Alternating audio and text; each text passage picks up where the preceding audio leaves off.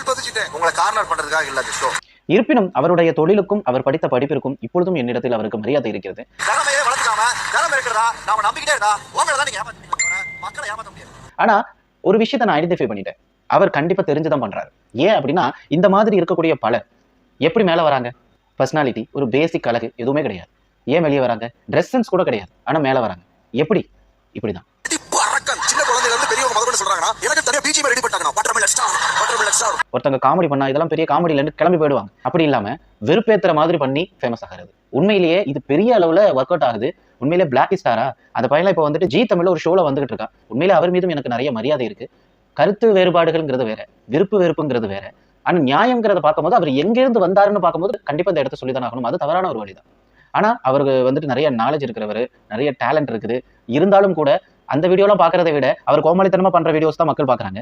ஆனா அந்த கோமாளித்தனமாக பண்ணக்கூடிய வீடியோ தான் இன்னைக்கு அவரை ஒரு ஹீரோவா ஆக்குறதுக்கு ஒரு சேனல் முயற்சி பண்ணிட்டு இருக்கு. இதையெல்லாம் பார்க்கும்போது அப்போ நம்மளும் இப்படி எல்லாம் இருந்தா மேல வந்துடலாமோன்னு ஒரு மக்கள் கூட்டம் இருக்கு இல்லையா? அவங்களுக்காகத்தான் இந்த வீடியோ. நான் ஒரு விஷயத்தை தெளிவா சொல்லிக்கிறேன். ஊர்கோழி உயர பறக்க முடியாது.